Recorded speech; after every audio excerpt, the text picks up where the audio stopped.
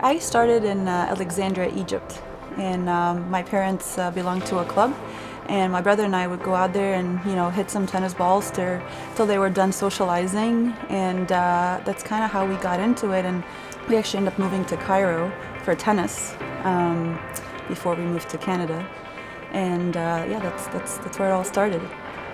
My parents decided to move to Canada just for a better life, better opportunity.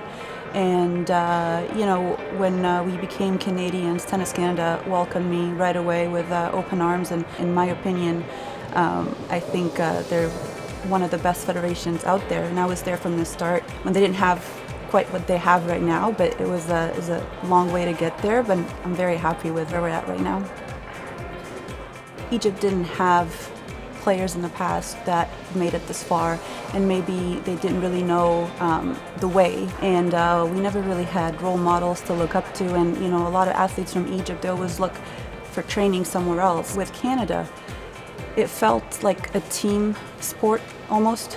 All the coaches had a great relationship with the physios had a great relationship with the players, so everyone knows everything about the player. You go on court, coaches are ready. From there you go to your fitness training, and fitness trainer knows everything about your tennis training. And so it's great communication between everyone, and I think it grew as a federation, and I'm very excited and proud to be a part of it. Part of me really wishes that I was still playing, but I'm beyond grateful for all the opportunities that I've had. I definitely struggled with a lot of injuries, and thankfully it was no surgeries, but it was enough to sideline me for months at a time. Then that happened, that cycle went on and on for years, and at one point I just stopped enjoying the process. As much as I loved the sport, I didn't enjoy my day-to-day. When I retired in 2016, I thought I was going to take time off and do a lot of things that I wanted to do, I couldn't do when I was playing. And right away I had good coaching opportunity. It was just for 2 months, and I decided to take it. And then from there, Tennis Canada right away asked me if I wanted to be involved, and so I was working for Tennis Canada part-time. And then it just progressed, and opportunities kept coming, and I realized that I loved the sport a lot more than I thought. And being involved in First Trip and helping younger up-and-coming players as well was super fun and challenging in a different way, and I really enjoyed it.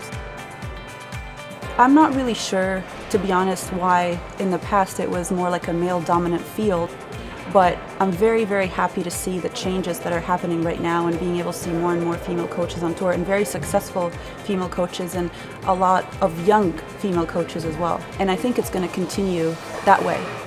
The truth is, men and women are different, and females, we have different emotions, and we're maybe a little bit more sensitive.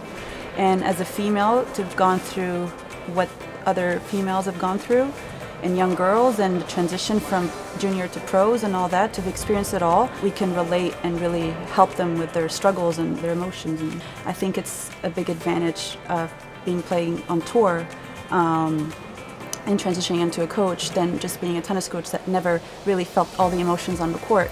I really hope that they're able to trust themselves and realize that even though they've played it, it is still a learning experience, and you keep growing every year. You learn new things, you meet new coaches, and I personally like watching practices and seeing what different coaches do with different players, and I always, I like that drill, I'm going to keep it for next time.